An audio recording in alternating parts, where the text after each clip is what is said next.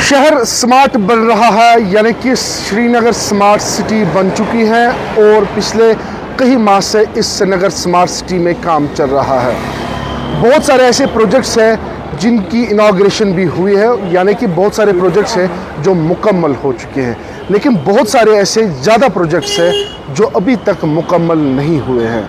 हालांकि बहुत सारी ऐसी डेडलाइंस आई हैं कि इस तारीख तक जो है श्रीनगर स्मार्ट सिटी के प्रोजेक्ट्स मुकम्मल होंगे, लेकिन वैसा नहीं हो पाया। आपको बताएं, G20 डेलीगेशन जब यहाँ पे आई है तो उस समय काम में काफ़ी ज़्यादा रफ्तार थी।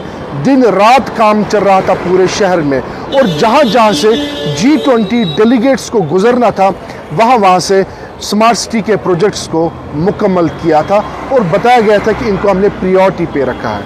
लेकिन यहाँ पे सवाल है, आम लोगों का कौन सोचेगा? जो लोग 24 घंटे रास्तों पे चलते हैं उनका कौन सोचेगा? ये एक बहुत बड़ा सवाल है, क्योंकि श्रीनगर स्मार्ट सिटी में पिछले कई महीनों से काम चल रहा है, जिसके चलते आम लोगों ने काफ़ी ज़्यादा सहूलियतें फराहम की है सरकार को, यानी कि सरकार को आम लोगों ने ताउन दिया है कि आप श्रीनगर स्मार्ट सिटी बनाइएगा।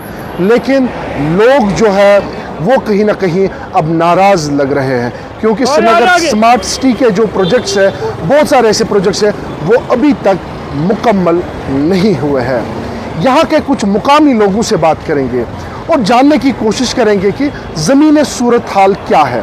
क्या वाकई में श्रीनगर स्मार्ट सिटी के जो प्रोजेक्ट्स हैं वो लोगों की बहबूदी के लिए बनाए गए हैं, लेकिन क्या G20 के बाद वो काम में वो रफ्तार थी जो इससे पहले रफ्तार हुआ करती थी? कुछ लोग हैं हमारे साथ, इनसे ज़रा बात करने की कोशिश। देखिए, मैं हमेशा कहता हूँ कि जो स्मार्ट सिटी होती है वो लोगों की बेहतरी के लिए होती है, लोगों की सहूलियात के लिए होती है। और जैसे ही यहाँ पे G20 डेलीगेशन का आगाज़ होने का ऐलान हुआ, यहाँ पे डेलीगेशन आने वाली है, यहाँ पे ग्रुप्स आने वाले हैं, तो उसके फ़ौरन बाद ही यहाँ पे स्मार्ट सिटी के कामों का भी बिगुल बज गया और ऐलान हो गया। और बहुत सारी मुख्तलिफ जगहों पे, जैसा आपने भी देखा कि कंस्ट्रक्शन डेवलपमेंटल काम शुरू हो गए, जिसमें आपने देखा सबसे खूबसूरत पोलोवे मार्केट किस तरह से ऑन टाइम कंप्लीट हुआ।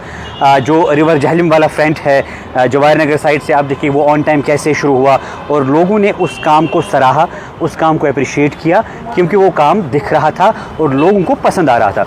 उसी तरह से आपने बहुत सारे ऐसे प्रोजेक्ट्स, जैसे आपने पहले ही कहा था कि G20 जब यहाँ पे आएगी तो तब तक यहाँ पे कितने जो मेजर प्रोजेक्ट्स हैं वो कंप्लीट होने चाहिए। वो प्रोजेक्ट्स तो कंप्लीट हुए, लेकिन उसकी ये वजह थी कि उन जगहों से डेलीगेशन को गुजरना था। अब दूसरा पहलू ये है कि जहाँ पे आम लोग गुजरते हैं वो ऑन टाइम तैयार क्यों नहीं होते हैं। आप देखिए, घंटाघर पिछले 3 महीने से लगातार घंटाघर पे काम चल रहा है और अभी भी लोग परेशान हैं कि इसके साथ क्या हो रहा है, क्या होने वाला है और कब ये तैयार होगा।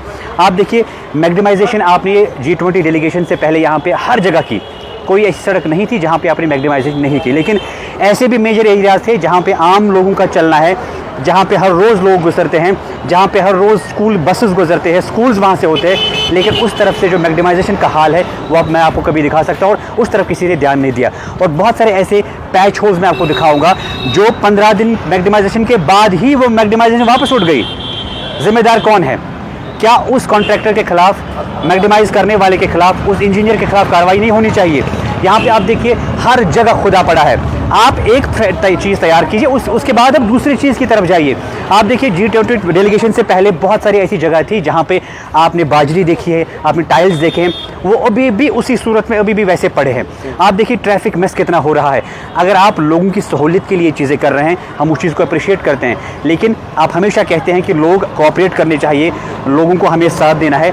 लेकिन जब आप कोई भी हुक्मनामा जारी करते हैं, कोई भी एडवाइजरी जारी करते हैं, लोग खुशी खुशी अप्रिशिएट भी करते हैं, उस चीज़ का पालन भी करते हैं और कोऑपरेट भी करते हैं। लेकिन जब लोग कोऑपरेट करते हैं, आपको भी लोगों की सहूलियत का ख्याल रखना पड़ता है। आपको ऑन टाइम में सारे प्रोजेक्ट्स कंप्लीट करने चाहिए, ताकि लोग जो है वो चैन की सांस ले सके। आपके जो जिस तरह से बाकी प्रोजेक्ट जो वक्त पे कंप्लीट हुए, लग रहा है कि कुछ ही दिनों के बाद सारे प्रोजेक्ट्स मुकम्मल होंगे। देखिए, जिस तरह से काम चलना चाहिए, मुझे लगता है कि काम उस तेज़ रफ्तार से नहीं चल रहा था जैसा G20 डेलीगेशन से पहले रात दिन काम चल रहा था, लेकिन काम में थोड़ी सुस्ती आई। लेकिन हम भी दुआ करते हैं कि जो अब आपने रिसेंटली देखा होगा एडमिनिस्ट्रेशन की तरफ से, चाहे हमारे ड्यूकॉम साहब है, आमिर अतर साहब है, डीसी साहब है, वो नाइट चेकिंग भी करते हैं और नाइट दौरा भी करते हैं कि जहाँ जहाँ पे डेवलपमेंट काम चल रहे हैं। लेकिन आपको दौरों तक महदूद नहीं रहना है, आपको आपके बाद भी ऐसी टीम रखनी है जो आपके दौरों के बाद भी इन सड़कों पर रहे और उसके बाद भी इन कामों का जायज़ा ले और कहाँ पे कमी है, कहाँ पे खामियां है, उन चीज़ों को दूर करे ताकि आने वाले वक्त में मुकर्रर वक्त पे ये चीज़ें सारी तैयार हो।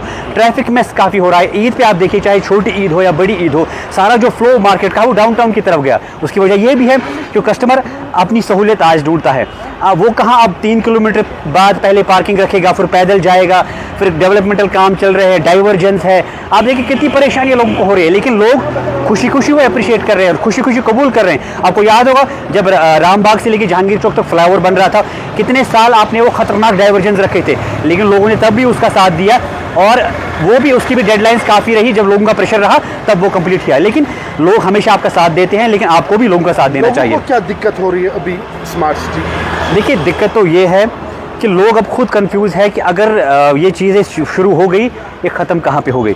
क्योंकि देखिए, जब आप कोई ज़बान लोगों को देते हैं कि हमें इस डेडलाइन पे ये चीज़ें ख़त्म करनी है, फिर आप 4 डेडलाइनें उसकी चेंज कर देते हैं, तो एक इंसानी फितरत है कि लोगों के जहन में भी एक कन्फ्यूजन आ जाता है कि ये डेडलाइंस पे डेडलाइंस चेंज क्यों कर रहे हैं। क्या इनके मैकेनिज्म में कोई प्रॉब्लम है, क्या मैन पावर की कमी है, क्या फंड्स की कमी है, उस वजह से ये चीज़ें हो रही है। मुझे लगता है कि इनको लोगों का सोचना चाहिए, लोगों का साथ देना चाहिए, लोगों की सहूलियत का सोचना चाहिए, तभी आने वाले वक्त में लोग ऐसी चीज़ों पर आपका साथ भी देंगे और भरोसा भी करेंगे। बहुत शुक्रिया।